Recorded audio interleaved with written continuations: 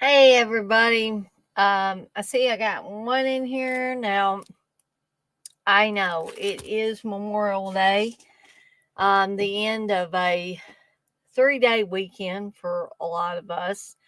But however, it is a work day for most of us come tomorrow. So I really wasn't sure, even with a little bit of advertising, how many people I would have in here. And guys, I do apologize. I don't know why. Hey Texas, hey Uncle Bill. I don't know literally why I am so tired. I should be getting enough sleep. Man, it jumped up to 5 people in here. um, so I slept in this morning a little bit. I took a couple of naps today. I mean, literally took a couple of naps. Hey, Rob. Um, and still, I just feel like somebody has run over me with a Big Mac truck. I just don't know. I don't know if it's part of the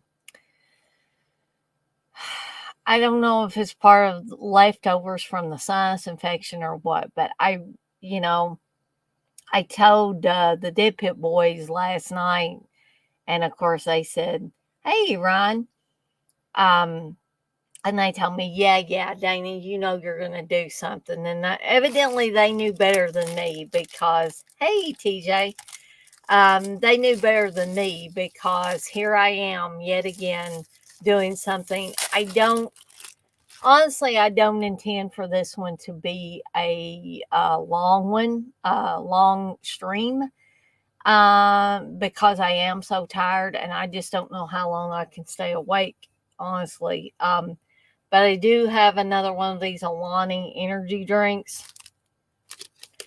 And in case it is something to do with my blood sugar, I do have one of these French pastries, if you guys don't mind me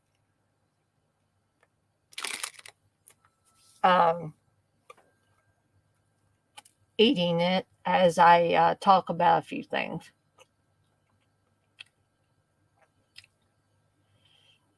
Um, oh boy. So, yeah, honestly, I kept trying to get more awake as the afternoon went on, and it just didn't really work. It didn't really work to get me.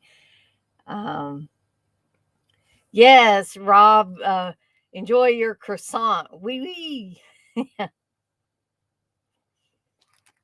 These are actually very good. They were one of the things that we got by accident when we got somebody else's order through Instacart. And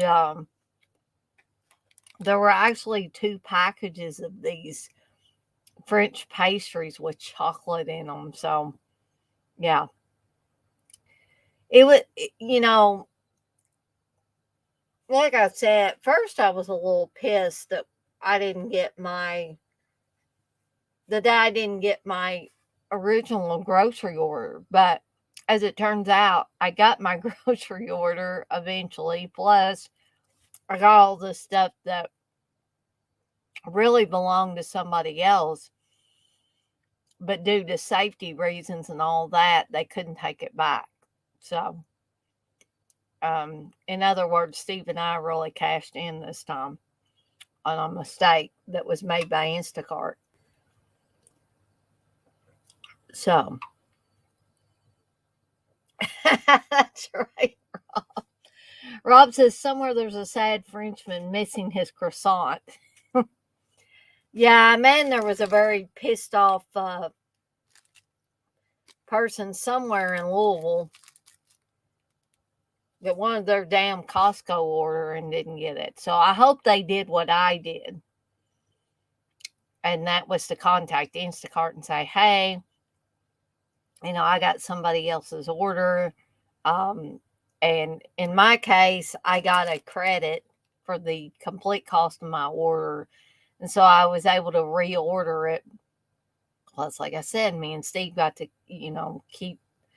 keep all the extra stuff. So I hope everybody has had a great Memorial Day and a great Memorial Day weekend. I'm hoping that everyone or most everyone got to experience a 3-day weekend. It seems like when you're in the job market, or, when you're gainfully employed, I guess I should say, we don't get a lot of 3-day weekends, do we? And some people don't get, some people have to work every weekend, which really, really sucks. I don't think I've ever had a job where I had to work every weekend, but in library land, I did have to work a few Saturdays. And when I came to Louisville and worked for the library system here, you had to take your turn on Saturdays, and also Sundays you could get drafted, and you could give those Sundays away, but it was a process.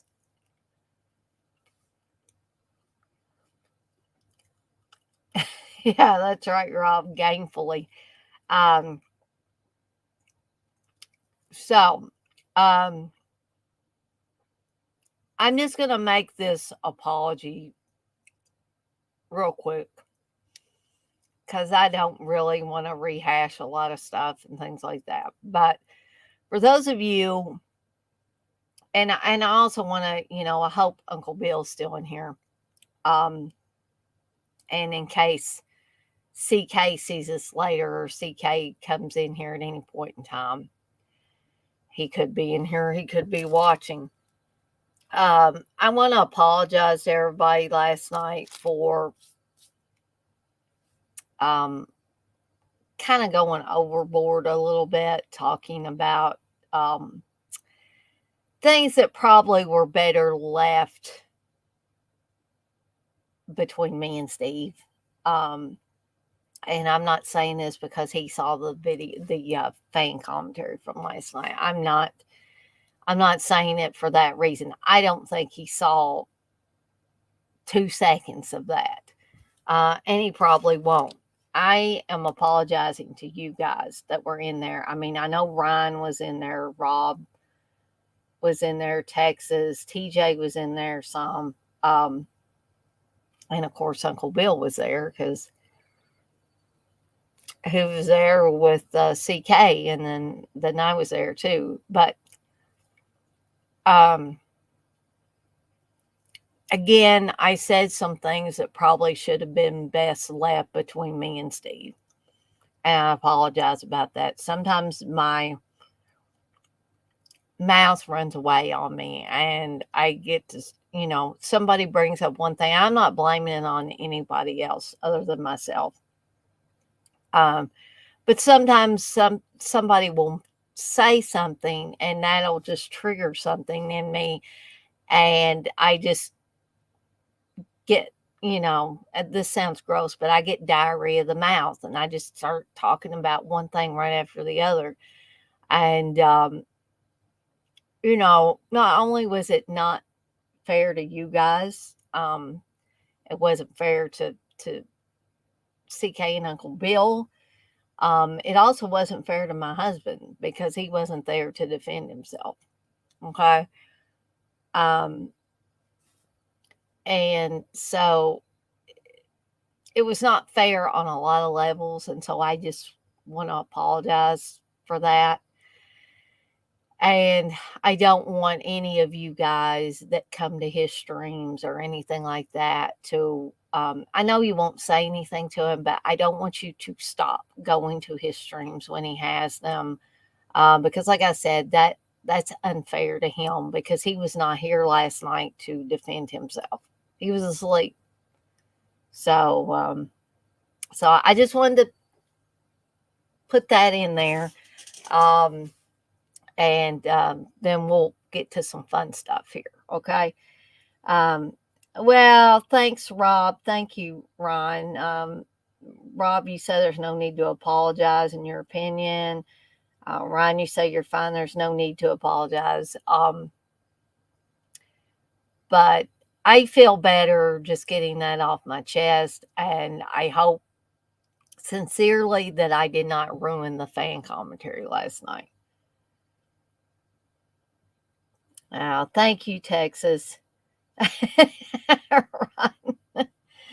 You know what? I have half a mind to buy him some kid cuisine sometime and say, here you go, Steve.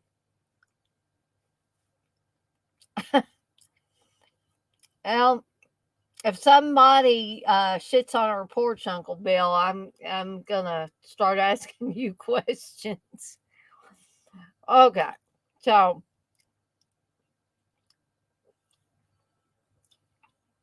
I might be getting my second or third wind here, so that's good. Um,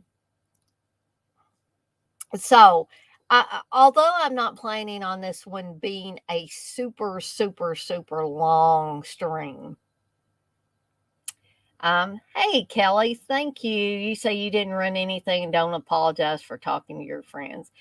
Well, I'm not so much worried that I was talking to my friends. What did concern me that was two things, Kelly. That I was doing it on dead pit time and that I was doing it in a public forum. And that's too, I try not to do that. So, but thank you guys all for telling me I don't need to apologize and for kind of accepting me warts and all that. So anyway, I did want to say though that even though my plans are not to have a super long stream, anybody can join in here at any point in time if there are, because as I said, I'm going to talk about a couple of movies that have Memorial Day themes. I know there are others. There's not too many. And one of these I'm going to talk about tonight. I bet a lot of people don't even think about a Memorial Day theme running through that. And it's very subtle. It's like maybe mentioned one time at the beginning of the movie. But that's enough for me. That gives me an excuse to watch it for Memorial Day. So, if I don't talk about, a movie that you know of that has a Memorial Day theme to it, or even, some people consider like war movies, like if they were talking about horror movies, there are horror movies that have a war theme in them. Maybe zombies that are or were soldiers, um, all of that. I didn't really want this to be disrespectful to our country's military soldiers um, when I talk about horror movies. Um, but the truth of the matter is, there's horror movies for, I believe, probably every holiday that we celebrate. So, I figure if it's not, and some people might consider it blasphemous, but I never did. I just considered it fun. There's horror movies for Mother's Day, there's horror movies for Father's Day, there's horror movies for Valentine's Day, New Year's, Christmas. And that was one of the things I wanted to bring up was in my household, it's not blasphemous to watch horror movies at Christmas time. So on the other side of that coin, I don't think it should be blasphemous to watch horror movies on Memorial Day or any other day. Me, honestly, I don't do it to be disrespectful to our country's military. I do it because it's a holiday. I'm off from work. It's an excuse to watch some good and not so good horror films as well. So, um, yeah, exactly, TJ. Cinco de Mayo. Rob says blasphemy, blasphemy, blasphemy. Yeah. So again, why I'm talking on here, if any of you guys want to come backstage because you want to come on here and talk about your favorite Memorial Day horror movie, or maybe it doesn't even have to be a horror movie. If you want to bring up something that you watch every Memorial Day, I would be glad to have you on here and have you talk about it. So just keep that in mind. Um, Rob says, let's do some blasphemy. Um, but I do have the link here in the chat. So if anybody needs me to, well, hell, I'll re-add it. It's easy enough to do here. I'll re-add it again here, just in case anybody wants to. All right, there we go. So let's go ahead and kick this off. And I'm going to kick it off with, in my opinion, the one that's not very good in this bunch. But yes, I did order it from Vinegar Syndrome anyway, regardless of the fact that it's not a very good horror movie or a very good movie in general. And that is Memorial Valley Massacre, or just Memorial Day. I believe this thing has went through several different titles, including, I believe, Son of Sleepaway Camp. But I do want to confirm that. Oh, good Lord. I went to IMDb and I saw an advertisement for that new movie, the Barbie movie. I just wonder if anybody's going to watch that damn thing. If you got little girls in your house, well, I don't want to be like that, but might be some little boys that like Barbie too. I'm not saying that to be funny. I'm saying that because it's possible that that's the case.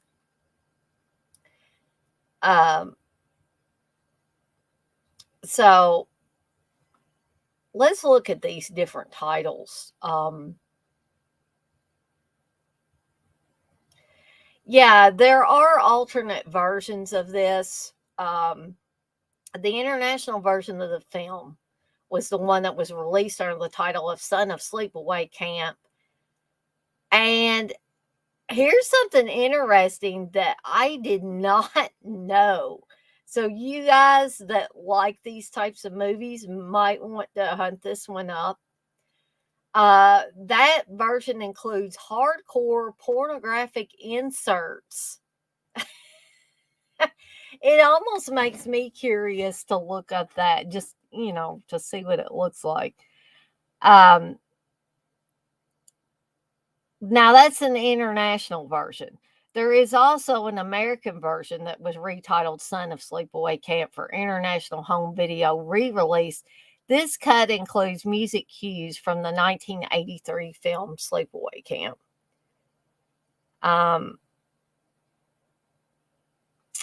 So I was thinking there were other titles though.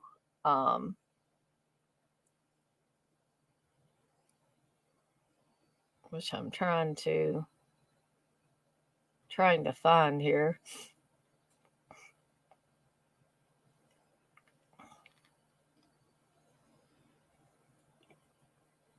Hold on here.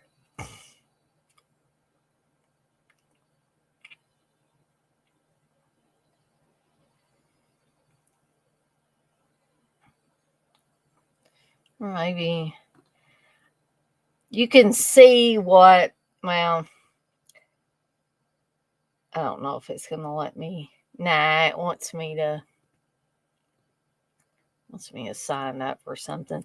But I do know that it's also under the title of Memorial Day. Um, because I have seen several cuts, or more than one cut of this film. I used to have a VHS of it that had the Memorial Valley Massacre title, which any of these titles that you look at look like they're kind of pasted on jobbies. So you can really tell that over time, this movie has had some title changes.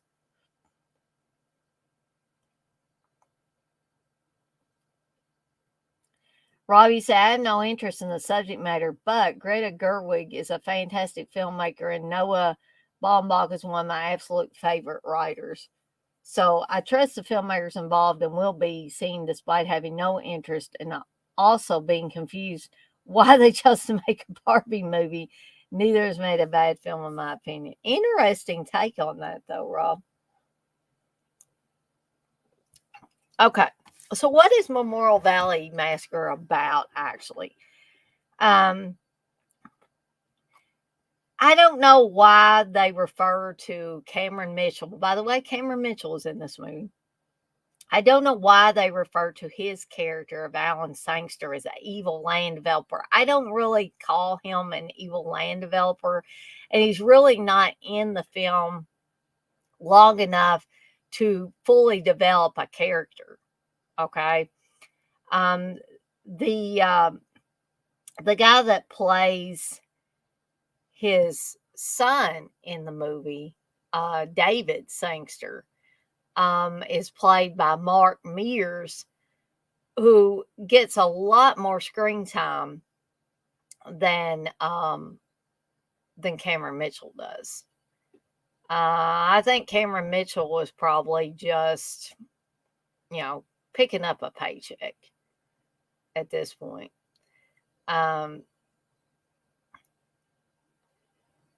So I'm just looking at Mark Mears. Like, I mean, there's not really any information on him other than he was in this movie. Some of the other people besides Cameron Mitchell that are in it, John Kerry plays the main ranger, George Webster, in this. William Smith plays General Mintz, who has a wife in the movie that they call Pepper.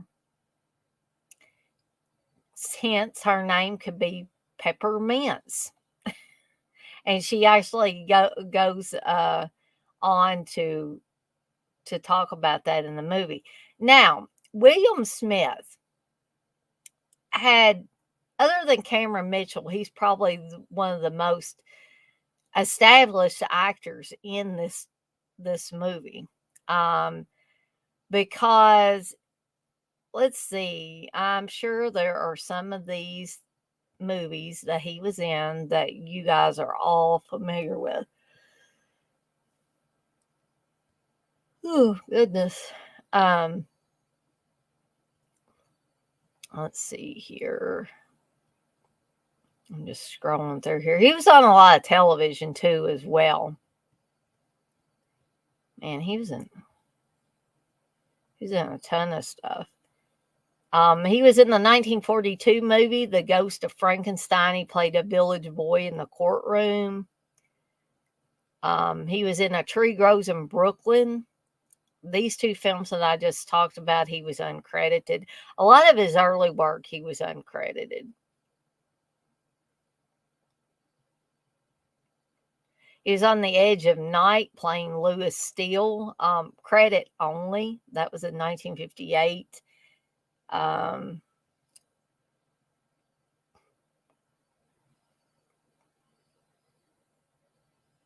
He was in combat as a German sergeant, Richter, under the name Bill Smith instead of William Smith. He was in Perry Mason, the Alfred Hitchcock Hour. He was in 36 Hours. Again, that was uncredited. He was in Wagon Train, Laredo, Batman. I Dream of Jeannie, The Virginian, Lassie. I mean, yeah, he was in a ton of television. He was in Crowhaven Farm, which is a TV movie from 1970. He was in The Mod Squad. The Thing with Two Heads as the hysterical condemned man. And I apologize, guys. My mouse is acting up once again. He was in an episode of Columbo.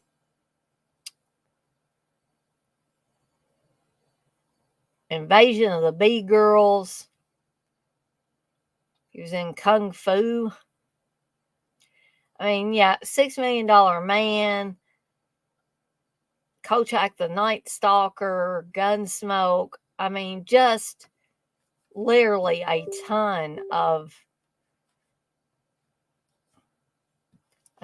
movies and television. Sorry. I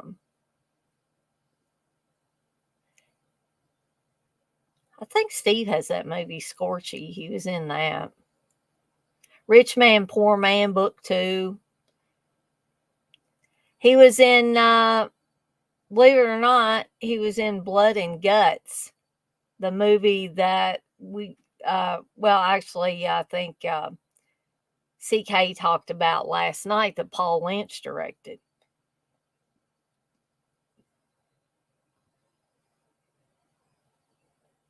So,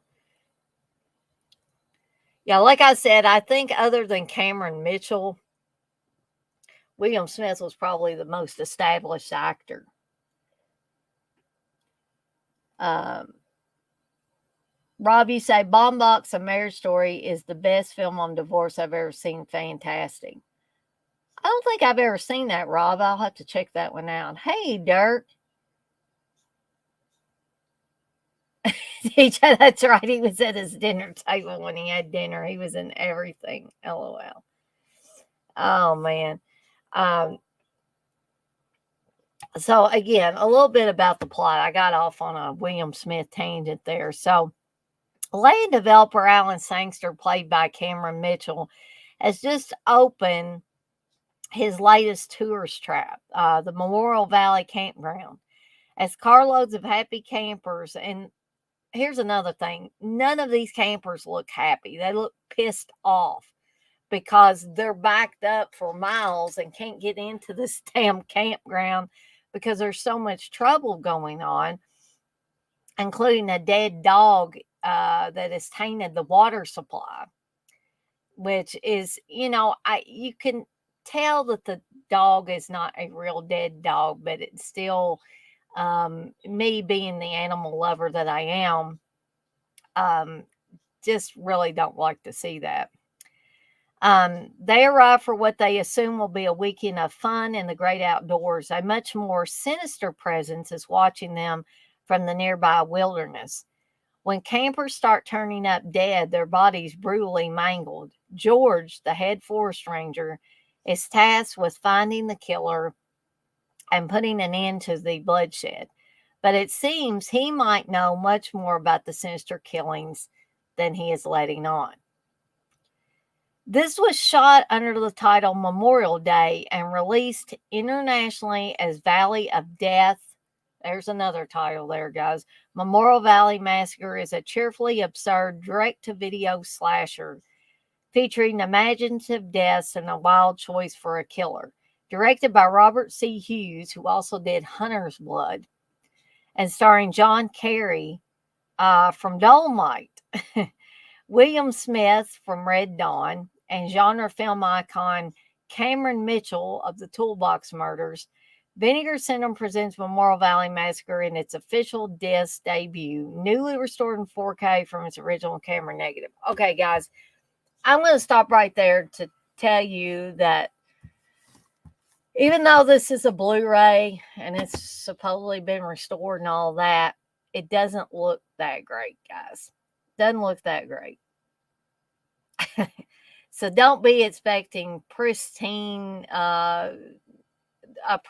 movie out of this, because you just are not going to be able to achieve that with this one. But even though this movie is just bad, bad, bad in so many ways, bad acting, um, terrible music, all of that stuff, terrible dialogue, you could go on and on and on. A super annoying, supposedly supposed to be a kid, um, who insists on riding his ATV through the campground, even though he's been told not to, because he will destroy the delicate balance, natural balance of the campground of Memorial Valley. So he doesn't give a shit. He's going through there on his ATV, annoying the shit out of people driving through their campsites and all that. Until he meets the killer, who succeeds in dispatching him pretty quickly, and then we don't have to deal with him anymore. For which I am, really thankful of that, because here's one thing that this movie's got going for it. It doesn't leave the annoying kid to be all through the movie, okay? He's got a handful of scenes where he's annoying the shit out of people, and then the killer dispatches him, okay? So that's one thing they did right. Get rid of the annoying freaking teenager out of there. On the other side of that coin, there is a group of teens, 2 boys and 1 girl, which I'm not going to harp on this, guys, but why in the world would 1 girl want to go with 2 young guys to a campground to spend Memorial Day weekend, other than she's planning on screwing around with one or both of them? Okay? That just, and I got tired of seeing that girl like dance around and da, da, da, da, da. She didn't get killed fast enough for me. The other annoying kid on the ATV, they got rid of him pretty quickly. But I had to put up with her getting wet from the rain and dancing around in front of everybody.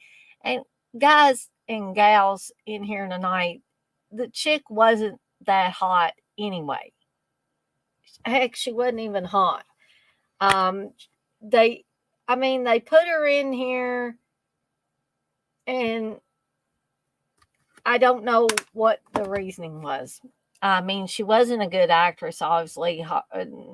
Nobody really, for the most part, was a good actor or actress in this. But I'm guessing the scene between David and the girl that he comes upon when she's trying to set up her tent, and she's an attractive girl, but she kind of blows him off. And notice I didn't say she blows him. I said she blows him off. That's why these streams aren't for kids, guys, by the way.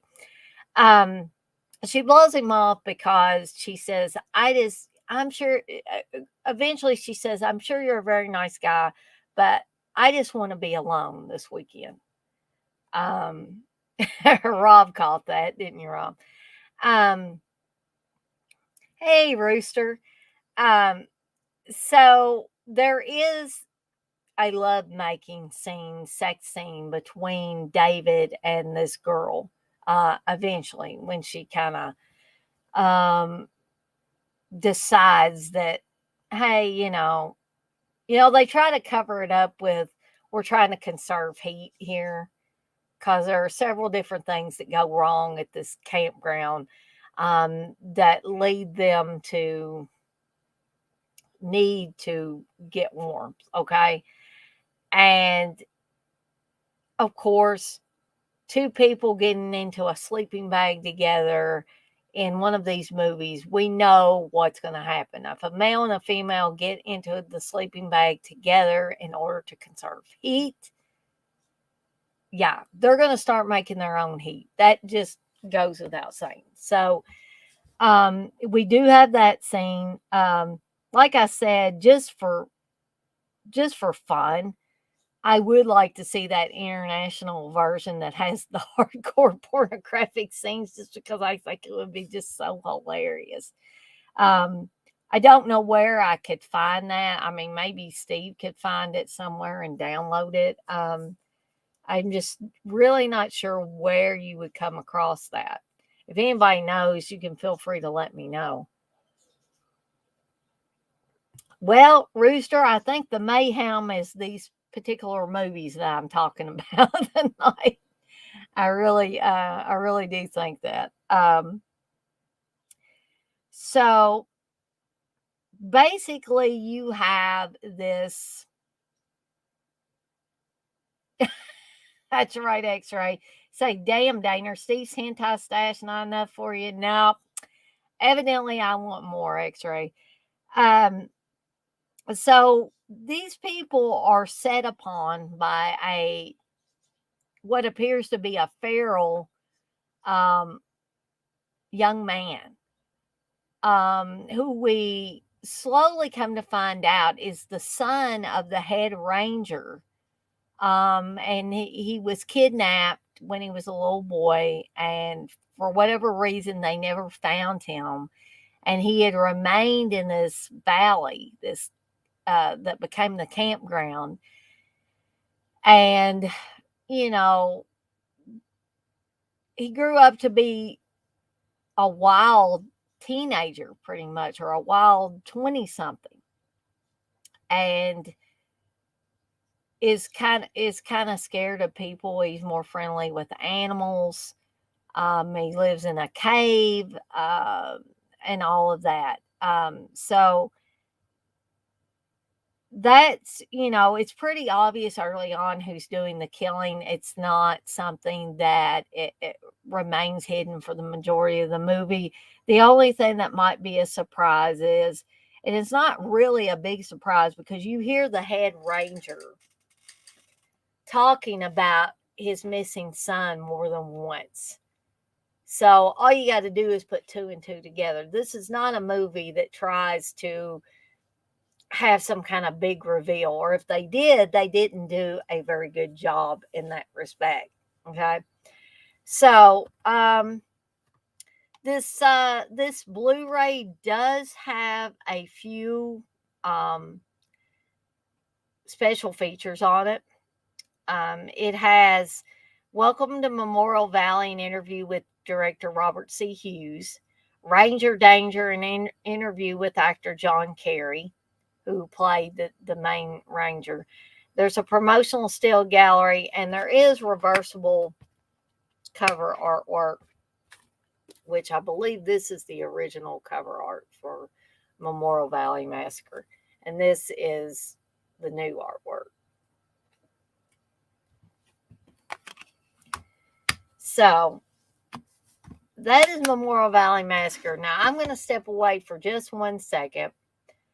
And guys, I realize I didn't really do the Daily Grindhouse tonight. I kind of forgot. Plus, I don't really have anything per se to talk about during the Daily Grindhouse. It was just to get on here and talk about these movies tonight.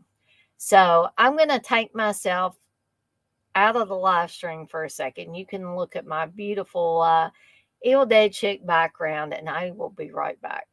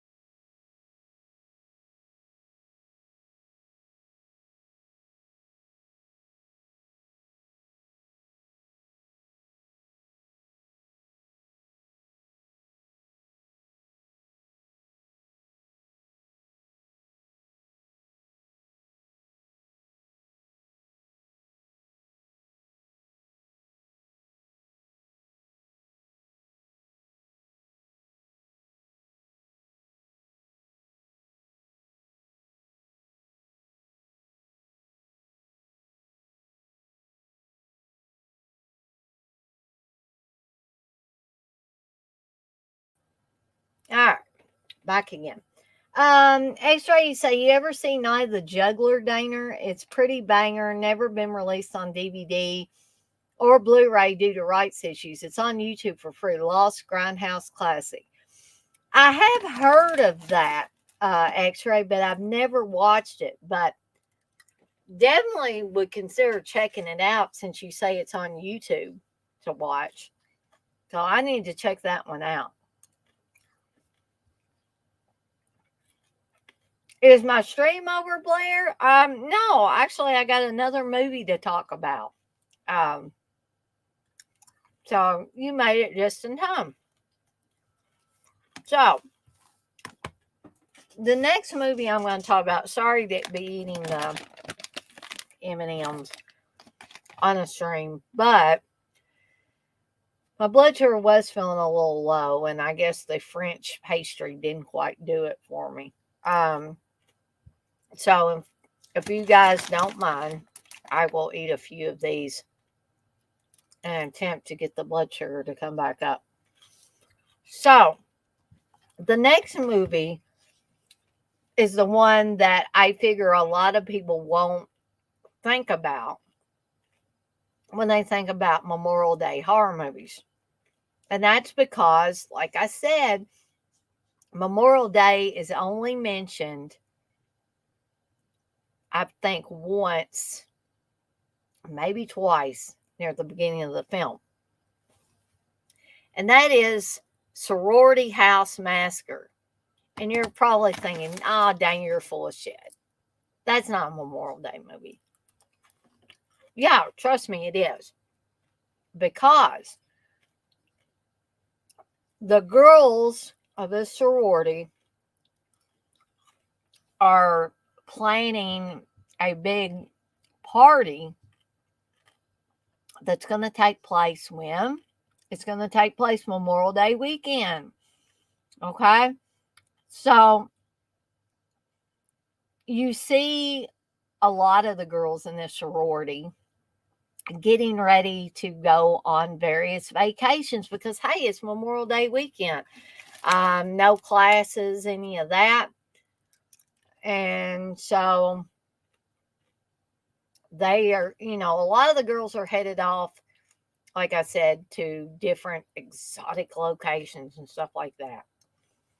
So the core group of girls are staying behind to plan the party, the initiation for the new pledges to their sorority. So let's talk a little bit about the plot of this. Not a really complicated plot by any stretch of the imagination.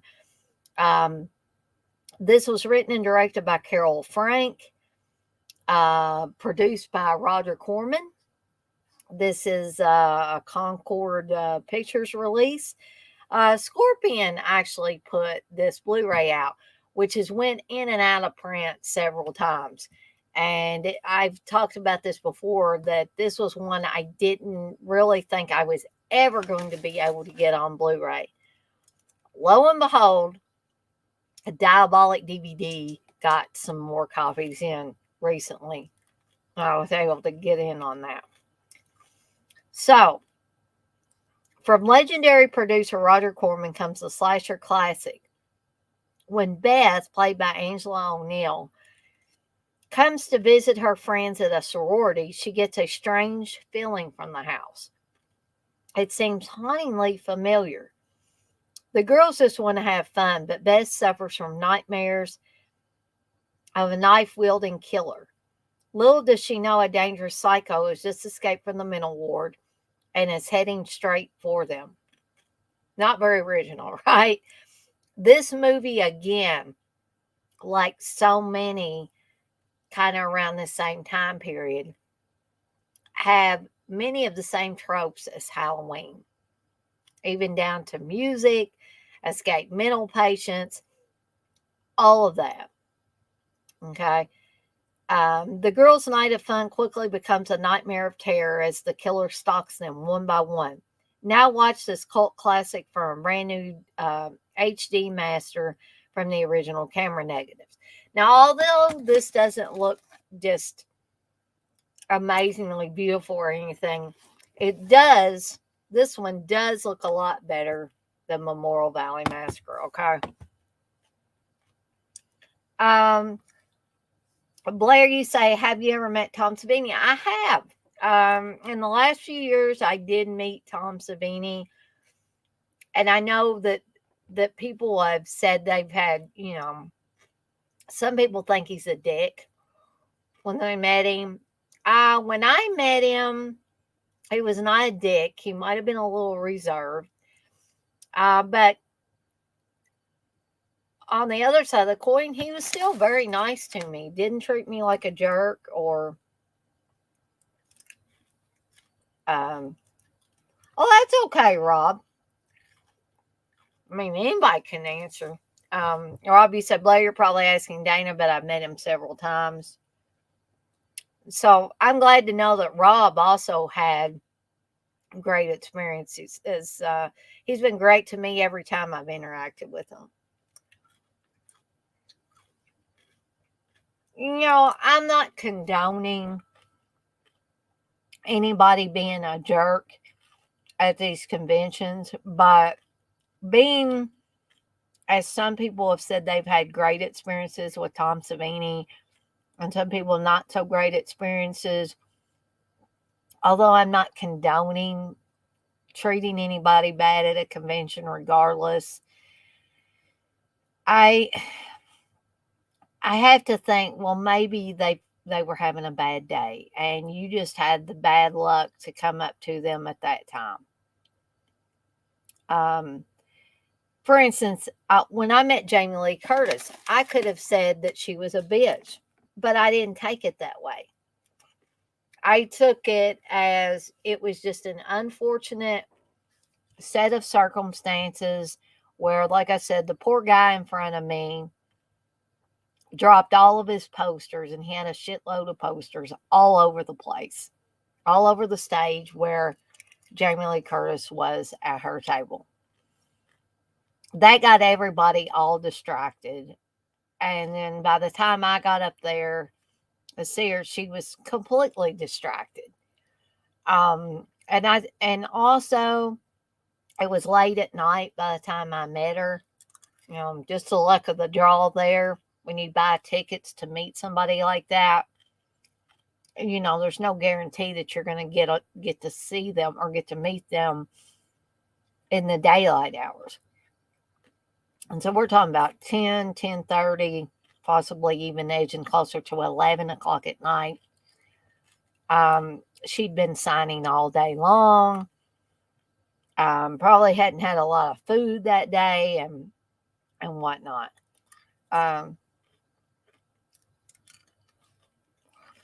Exactly, Rob. Good point.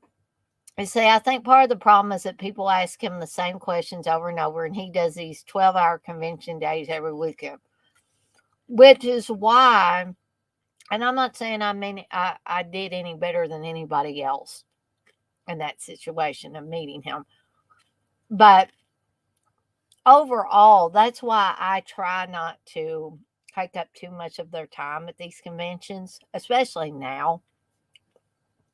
So what I usually do, and I did this with Sam Raimi too.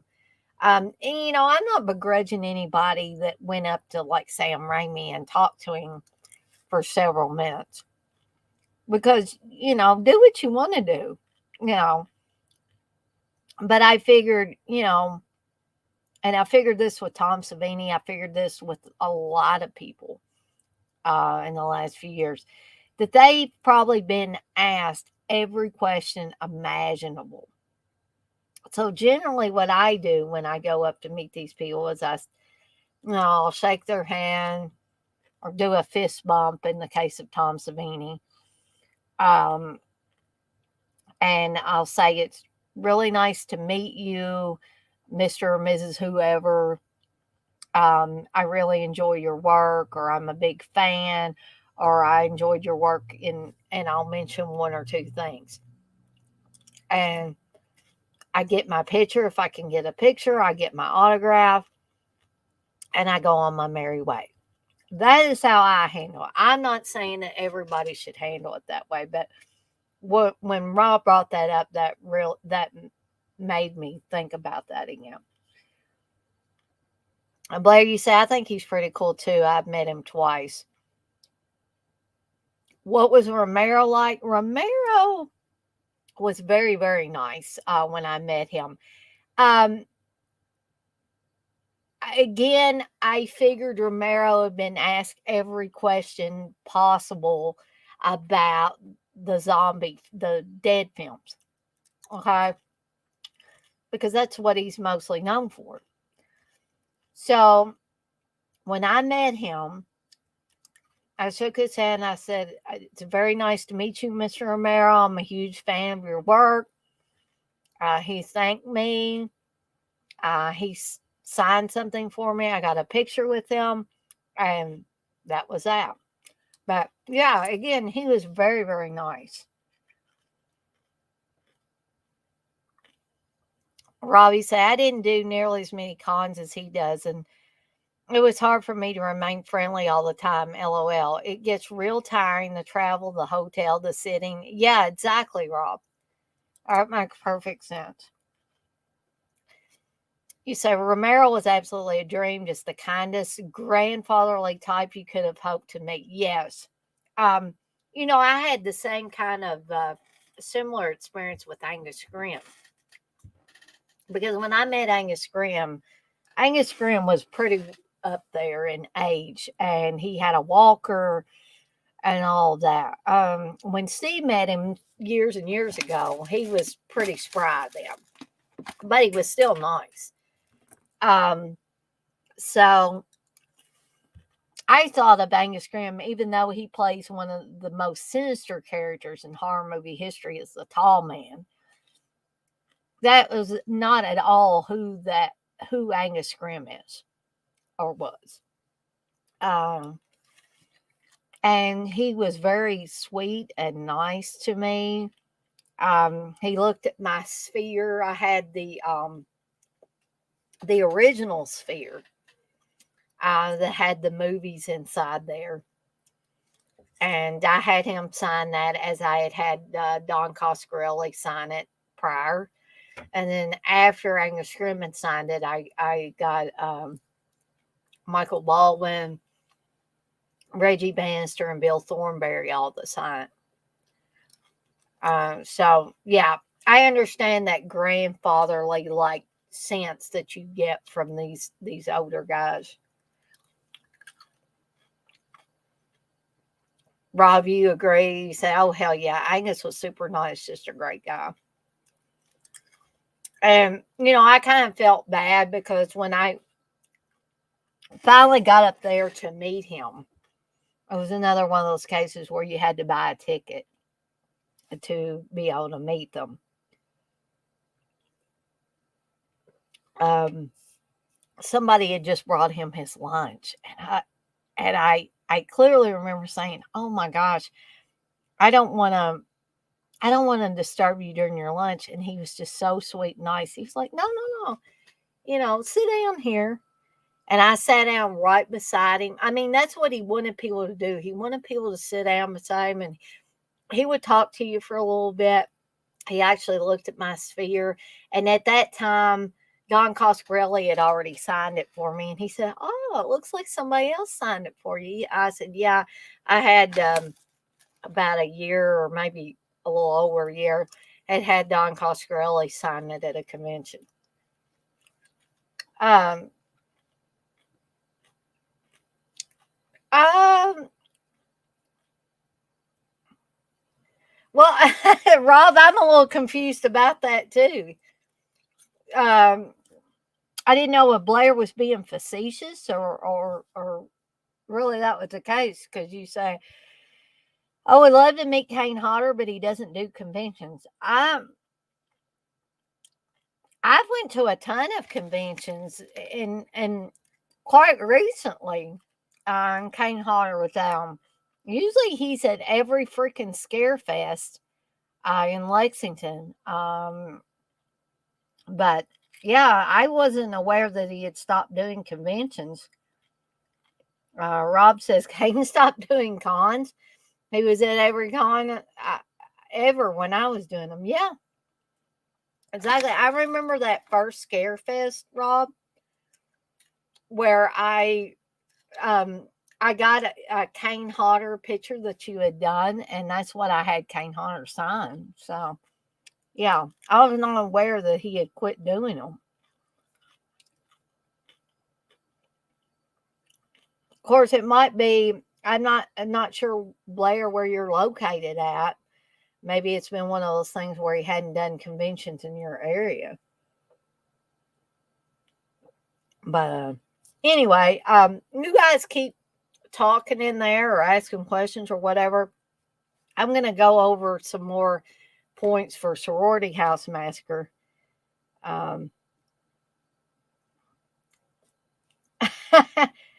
Rob, had you forgotten I got that from you?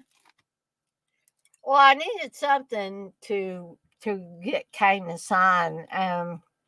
What better thing to have signed than one of your I guess you would call them portraits, right? Because guys, let me tell you, Rob always did an excellent job with his artwork. It was amazing, and I'm not sure of what all you might have done recently, Rob, but I would love to. I'd actually love to have you on here on one of these streams sometime just to show off some of your artwork because, guys, I ain't kidding.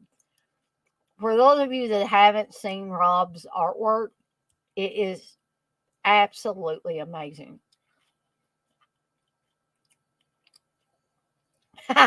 Robbie Sound 55. I barely remember yesterday at this point. LOL. You say, oh, thanks, Dana. Well, you're very welcome. I mean, it's the truth. You're starting to get back into it. Cool. Well, speaking of forgetting stuff, I actually had forgotten that Rob was in IT at one time until he brought it up one night when I was doing a stream. Where I think basically, Rob, feel free to correct me if I'm wrong. Where he basically said that he didn't miss working in IT anymore. Um, so, anyways, sorry guys to be eating this, but it is making me feel a little bit better to eat those M&Ms. So, this movie is not a really gory movie. It's mainly stalk and slash. Okay, very low budget. Um, and I enjoy it. I mean, I was trying to rewatch both of these this evening, or early in the afternoon to prepare better for the stream. Um, I kept dozing off during them, not because either one of them is really boring per se. It's just because I was literally so wiped out. But I've seen both of these enough in the past to remember. And this one, Sorority House Massacre, I haven't had very long in the Blu-ray format. So,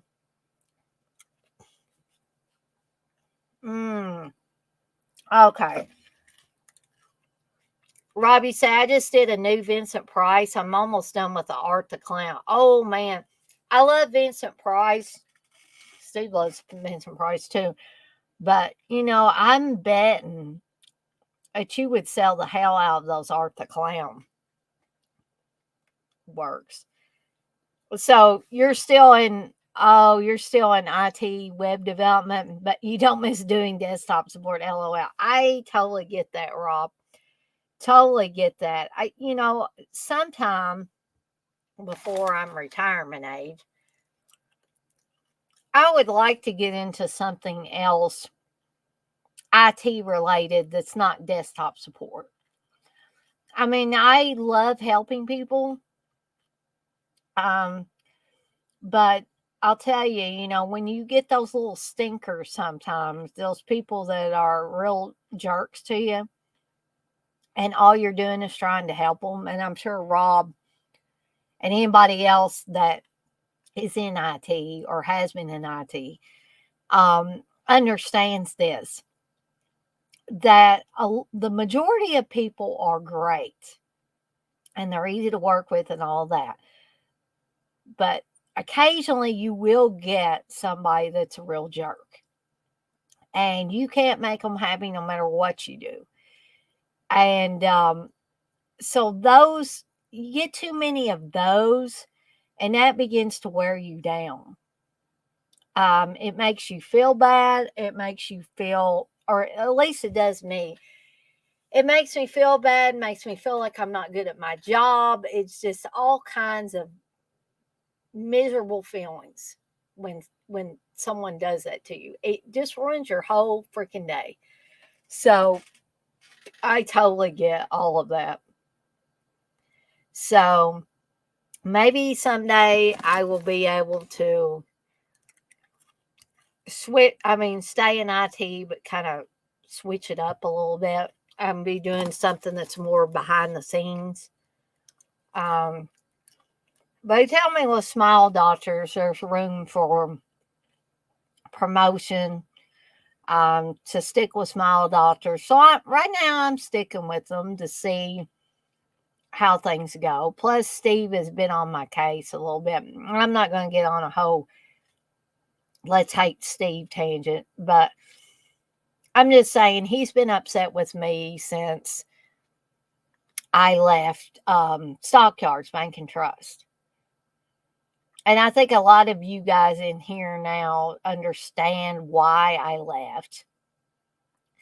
And it's the first job I've ever actively quit. You know, technically without having another one in place. And technically, I did not quit that job until I had something secured with Smile Doctors. Then I quit. I didn't get fired. I didn't allow myself to be fired. And they were the ones that took away my network access and would not let me work from home. So I take no responsibility at all for the position I was put in. They put me in that position because they were being assholes. So, that's all there is to it. So I'm out of there. I'm at a different job. I'm getting pretty well settled in with it. But Steve tells me, he says, Dana, what are you going to do? Quit a job every 6 months because you're not happy with it? And I said, no. I stayed at a library job that I would probably still be at if I hadn't met Steve and moved away from the area. I was with that job for 17 years. The last 11 was all full time. My first 6 was part time with them. And I'm not a job hopper. I never have been. I'm not putting anybody down that is one. But I haven't ever been one. But that incident with Stockyards Bank and Trust caused major problems in me and Steve's marriage, more than anything else. And I honestly think he's still holding on to some resentment because I didn't play ball with Stockyards, with their freaking HR department, and say, oh, bless you for giving me a job. I'll come back to the office, even though I was in no position medically, health-wise, to go back. And I've jumped through every damn one of their hoops and had paperwork filled out, and they were not budging. They never intended to let me work from home. Their only goal was to get my ass back in the office at all costs. And if I couldn't come back to the office, they were going to fire me. So I have no use for people like that. I'm sorry.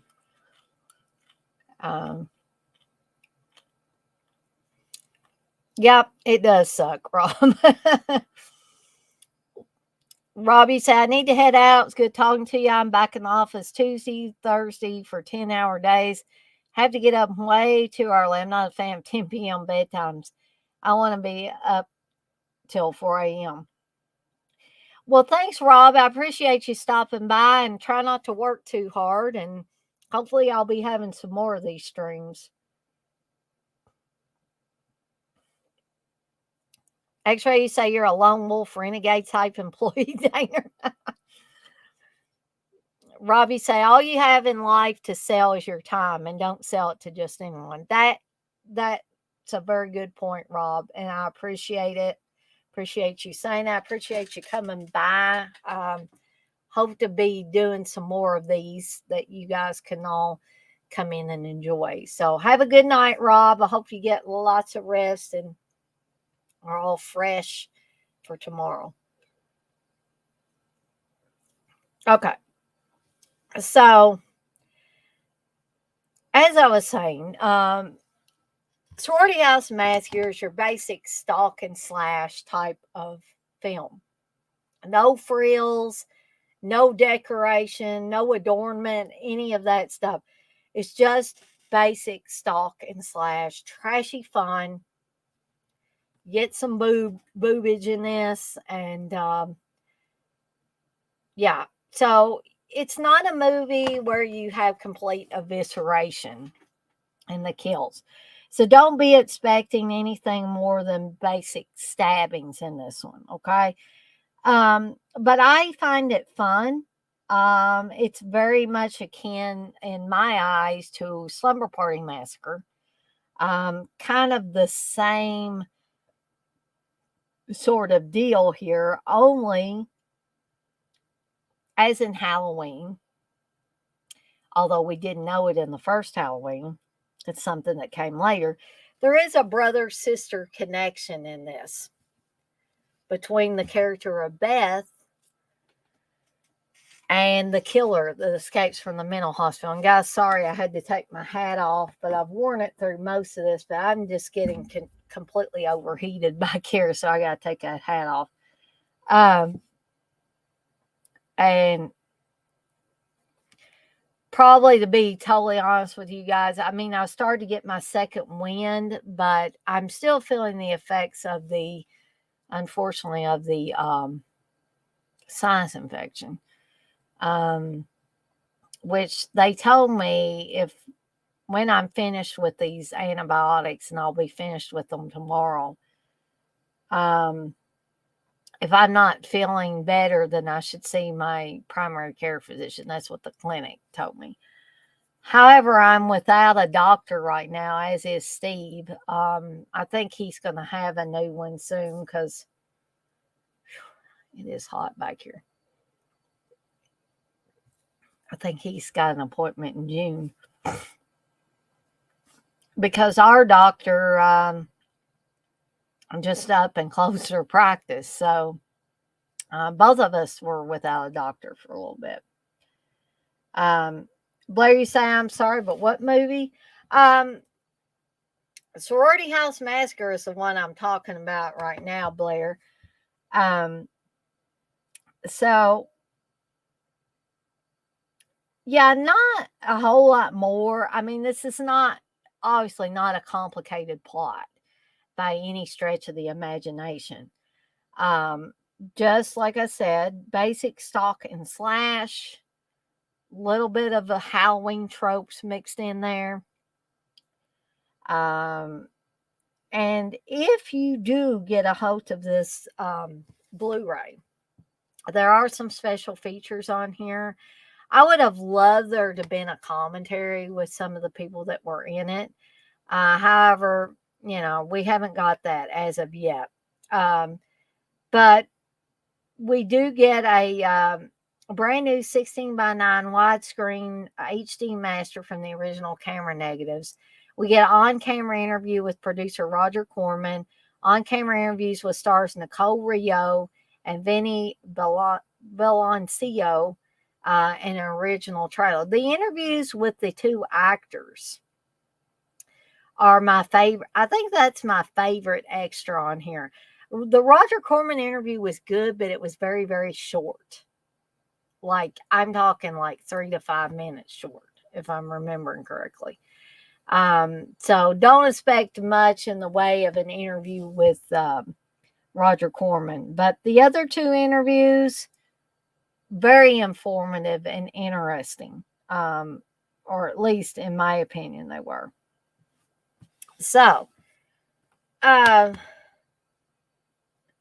guys, I really wanted to stay on here a little bit longer. However, this gal's not feeling too hot right now. I felt pretty good for a short space of time there, and I thought I was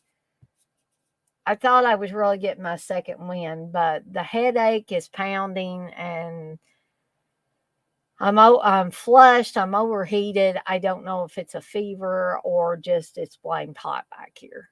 I don't know which of the two it is, but not feeling too hot. But I just want to, thank I mean, I got kind of an outpouring of people that came to this little hour and 15-minute live stream. And so I am just I am beyond pleased with this.